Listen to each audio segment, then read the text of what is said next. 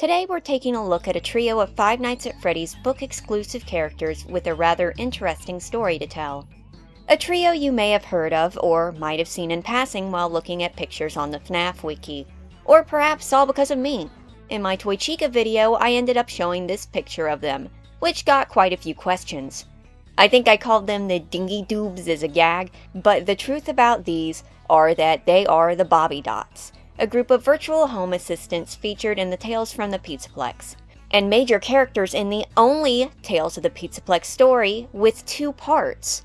A 2-parter! That should make this a really special story, shouldn't it?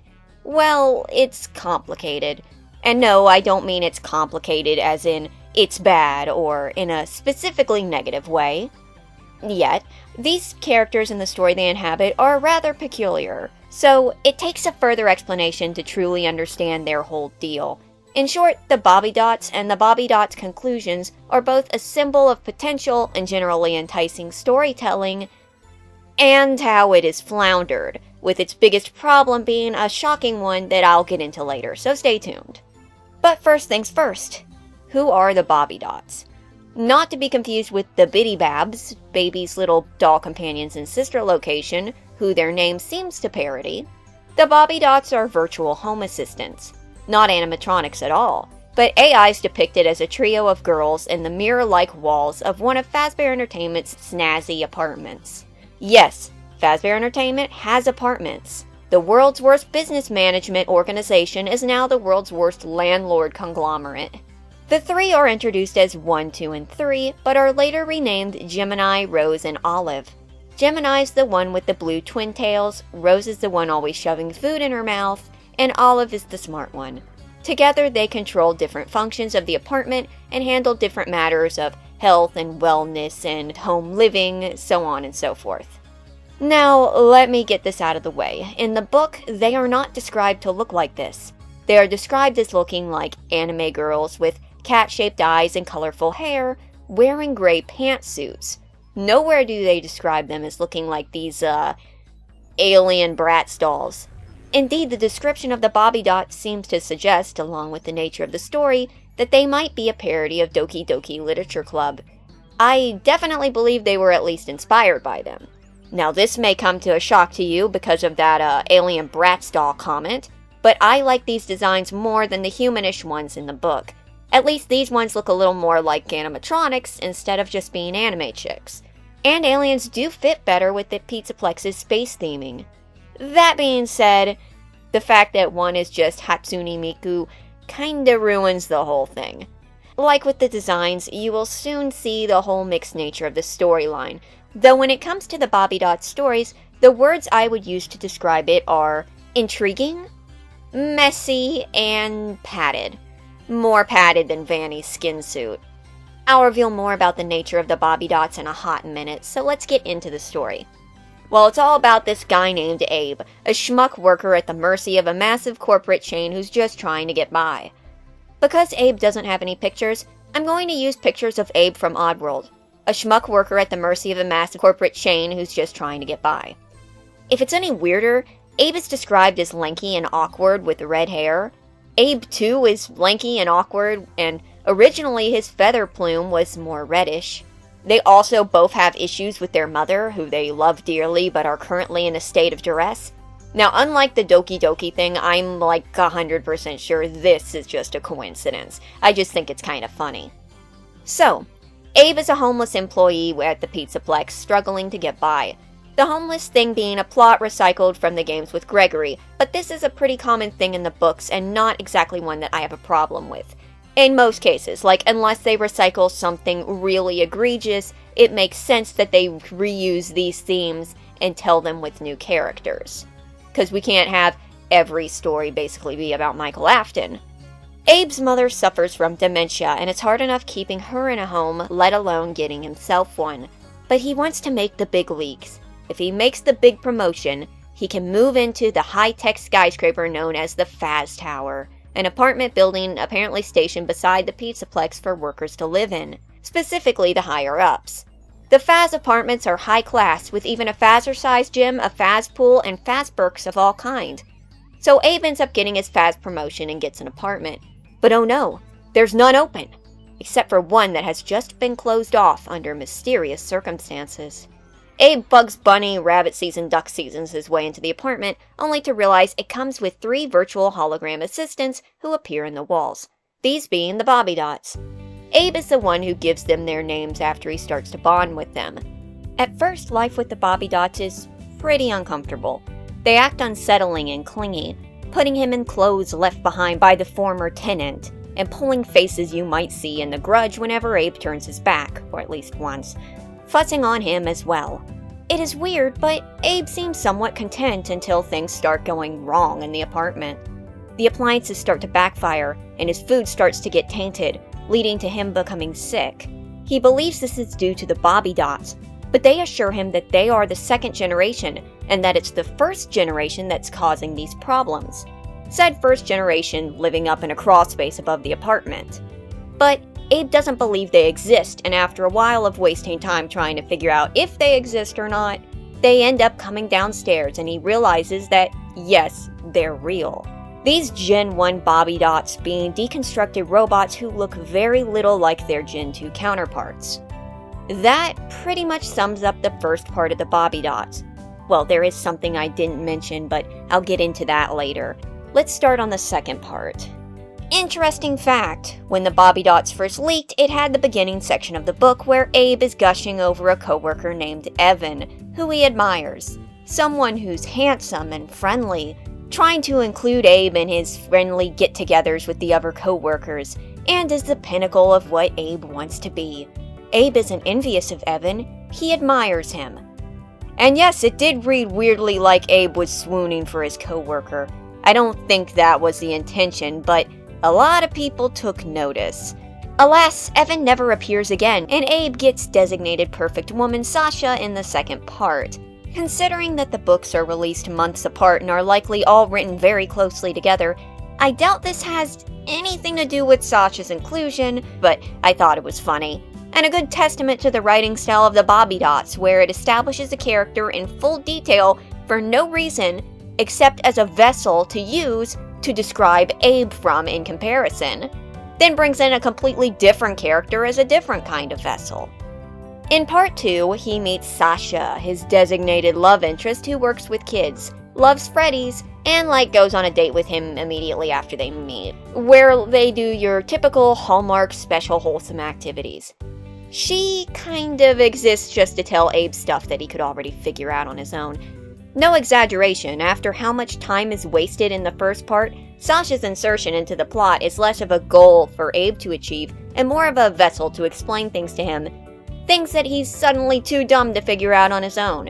In fact, Sasha isn't the only character brought in to explain the story to him, as at the climax of the story, after Sasha informs him that the Gen 1s are actually good and what he's misreading as them attacking him is actually them trying to protect him, long story, just trust me on this, another character is brought in to explain the plot. There's also a subplot on Sasha trying to figure out if the Bobbiedots were abused by their former tenant, but it's really just there to pad time as the reveal invalidates it. The big reveal reveals that the Hottie-Dots are evil, as though you didn't already figure that out by how squirrely they act. But why? Because they believe they are superior to humans. Yes, that's it. They believe robots are better than humans who are obsolete. This is pretty much the most overused and standard evil robot trope known to man, and if that's not bad enough, it's not them who tell Abe this. It's one of the Gen 1 robots who spontaneously starts talking just to explain this to him. Nope, couldn't talk before this moment, didn't even try. You had to have one chick point it out and then have the robot chick explain it. Yeah.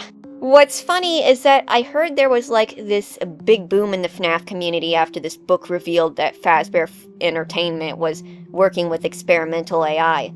But I'm not sure why this is considered such a big reveal, because, obviously they were doing that. We've had CPU chips since Fnaf's special delivery, and Security Breach directly says that they have multiple personality chips. This isn't new. But I'm getting sidetracked. The apartment floods and the Gen 1s sacrifice themselves to save Abe and Sasha, killing the Gen 2 Bobbiedots along with them. Fazer Entertainment rewards him for cleaning up their mess by allowing him to remain in the apartment, where he then lives with Sasha, his mother, and then the fixed-up Gen 1 Bobbiedots who were repaired and named after English queens. The end. So, I feel like something went wrong between part 1 and part 2 of the story. It's a good premise, but it's just really stretched thin, and then at the end it just kind of rushes into an info dump and cleans up real fast. Like, you build up Abe's bond with the Bobbiedots, or his assumed bond, then they kind of just take a back seat to the rest of the plot. Abe himself comes off as at least somewhat clever in the first part because he's able to swoosh his way into that apartment, but then he has to basically have a bunch of people stand around and explain stuff to him in the second. Did you know that in the original Coraline book, Coraline basically kind of talked to herself a lot, and then when they made the Coraline movie, they added the character Wybie to give Coraline someone to talk to? Considering that this is still a book, and you can section off thoughts that characters have, Abe really doesn't need another person to talk to. He can stand on his own. Okay, I know I'm describing the story in such a slapdash way, but that's because it kind of really just get a little all over the place at times. There's not really much flow because the story constantly rolls back and forth with ideas in a less than suspenseful way. Then when it finally reveals the mystery, it's not just the most standard issue thing ever conceived, it also tries to rush it out real fast. Which is fine if it was delivered better. Having that revelation spill out of one of the actual Bobbiedots' mouths would have been a lot more impactful. You need us. You're barely alive as it is. Honey, if we wanted to kill you, you wouldn't even be here. I'm not saying this route is much better, but it's a little more connected than having the book explained through other people. But I can't stress enough that the problem with the story is how unfocused and padded out it is. So you might be asking, what padding are you talking about? Are you talking about the Sasha stuff? Well, the back and forth on the Bobbiedots and the side plot with Sasha aren't the only things eating up words. I skipped a large few chunks in the story when I was going through. Do you know what they were?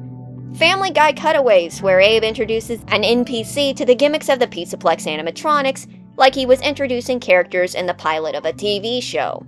4 books in and we get random cuts to introduce the daycare attendant and music man for no reason. And that's after the long intro of Abe fawning over his coworker. I suppose this is to show that Abe is a hard worker, but you don't have to tell us he's a hard worker and then show him working. You can just do one or the other. Seriously, there's no connecting these moments to the actual story, and it's not like they're good enough to be there. They're actually pretty surface-level introductions. If you've ever played or seen Security Breach at all, they're pointless because basically all they say is that the characters exist. This is Music Man, he big, bouncer mode, here's Sun and Moon. Moon's evil, Fazbear Entertainment doesn't care. What they pick and choose to upgrade and what technology they have on board always bends to the will of the specific story. They explain why the generators are in the play structures, because they have to be. No joke, they just say they are because they are. That's one heck of a time to drop a because they are. You couldn't come up with anything else? Like, originally, the generators were put in here because the staff planned on the daycare attendant turning them on when the lights went out. But the problem is, even though the sun wants those lights on, the moon doesn't. And he's the one who's going to have to flip the switches. There you go. Also, need I remind you, this is 4 books in. Why would you wait until 4 books in to introduce characters who have no impact on the story? But that's not all. There's a section where Abe's just randomly walking around in the sewers trying to find out about the Bobbiedots and wastes time finding Glamrock Mr. Hippo, I think Chica, and gets a Mr. Hippo magnet that he then uses to break his door lock so he can sneak out at night. It seems like this is important because it was implied to the story, but it isn't. How do these scenes directly taken from the game serve the greater plot? Music Man, the Sun and the Moon, Mr. Hippo, none of them have anything to do with Gemini, Rose, and Olive, and their presence only pads time so this story gets pushed into an unneeded 2-parter. One where the second part is much weaker. Think about it. All of this time is devoted to Abe running around doing stuff, but when the climax comes, he pretty much just stands off to the side and lets everyone talk and then save the day on their own. The series is called Tales from the Pizzaplex, but then you stuck Abe's story in a completely different location from the Pizzaplex and make excuses to have him jump back and forth like he's hopping between 2 beds in a hotel room. It makes me wonder if this was maybe just to test the waters on stretching stories into 2 parts, therefore requiring the reader to buy both books. Even then, it kind of feels like both parts of the Bobbiedots were written by completely different people. But I can't critique like this without offering an alternative, and I think the one I'm going to give is a pretty safe and obvious go at it, but hear me out. So, Abe is a homeless guy scrounging to survive, who fondly remembers his mother who now must be cared for. Nobody cares for Abe, until he gets this apartment and these 3 femme AIs who are there just to take care of him. He's not used to this attention, and they, programmed to serve, identify his weaknesses, his lower than average weight, his stress level, and become fixated on their goal to help him. At first, Abe enjoys their attentions and gives in to their codependence, but soon they become more overprotective after an injury at work and start locking him into the apartment. He realizes that they're calling out sick for him. They're answering his calls and turning people away by mimicking his voice. They're closing him into their gilded cage so that they can protect him. Abe attempts to escape, but they are quite literally the apartment. They surround him. He gives up for a while. Maybe Evan arrives to see Abe after he's been out for a few days and is either attacked or murdered. And this is enough of a distraction and drive that Abe makes a final attempt to escape through the attic. There he runs into the Bobbybot bodies, retired and shoved into the crawlspace after their AI was uploaded into the apartment, but still attached by wires. He must fight them off to escape, fight off the only people who he believed really cared about him, who treated him with so much kindness. Because their love is going to kill him. All the Bobbiedots know is how to care for something, and they need him to stay. But Abe does manage to escape the apartment. Maybe the attic leads out into the elevator shaft, and Abe uses it to crush the chasing Bobbiedots after quickly unscrewing and dropping down in through a vent a la trusty screwdriver. If Evan survived, maybe there's a scene of Abe helping him out. In a way, Abe saving Evan kind of makes him the big hero who he saw Evan as before. Now Evan sees him in the same light, but Abe's pretty shell-shocked after what he's just gone through. After this is all said and done, Fazbear Entertainment decides to pay Abe off and even offer him a new apartment. But Abe's like, no, and instead uses the lump sum to move out into his own apartment. Maybe even move his mother into a better nursing home. Though, regretfully, he knows that the money doesn't make up for what he's endured. Worse still, it won't last forever. He will never return to the Faz Towers. But he'll be back to the Pizzaplex on Monday. And before you say, gee, this sounds like a little bit Doki Doki inspired, yeah, that it kinda was. Here's the major changes. Follow through with the themes of Abe and his homelessness and his mother issues. He's close to his mother, but in her current state, it is like he has lost her, and he's fallen on hard times. So having these robots come in as surrogate mothers initially feels like a blessing, but too much of a good thing quickly turns sour. Abe relishes in the attention and in the feeling of being loved, or what feels to him like love, but he ultimately has to break away from that when it becomes unhealthy. It's in the vein of an addiction Aesop, or perhaps just breaking the bonds of an unhealthy relationship. And that's not even factoring in if you work in the plot about the Bobbiedots' attachment to the former tenant, in which they would be using Abe as a surrogate for him, just as he uses them to replace his mother. Abe is looking for a replacement, but isn't doing anything necessarily harmful except being too trusting, while the Bobbiedots are forcing this image onto their new tenant to replace their old one. A good comparison to show that the lesson isn't that Abe's search for affection is the problem, it is just a cautionary tale, and that it's them who are in the wrong. All with the juxtaposition being that while this is a lapse in programming, this is the most human flaw they can have. Also, don't have scenes that telegraph that the Bobbiedots are evil towards the beginning of the story unless you don't want a mystery at all. Sasha is cut because she's not necessary for the story. In fact, with the themes I just discussed, a love interest would be a bad idea because it could be read as him transferring those feelings onto yet another person who shows him affection. Abe can get a love interest later after he's processed what's happened. I cut out the Music Man and daycare attendant stuff.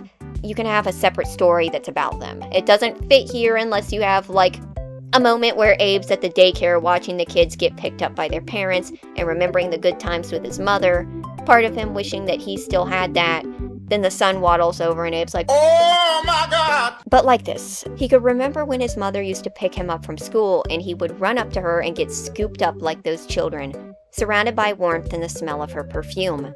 It didn't matter how bad a day was. He would feel better. He would feel safe. He would feel like he was her whole world, and she was his. He still felt like that some days, even on the days when she couldn't remember his name. But I digress. My point is that I think the angle would have made for a much more effective story, one with a message to kids about being careful how much you rely on something that seems too good to be true, one that might maybe make them appreciate their mothers more or parents more, one that sticks to the topic at hand and doesn't require 2 books to be read to get the Bobbiedots conclusion. As for the Bobbiedots themselves, they're a mixed bag, but I feel it was less them and more the vessel they were put into that let them down. It's a shame, but what are you gonna do? Anyway, thank you for watching.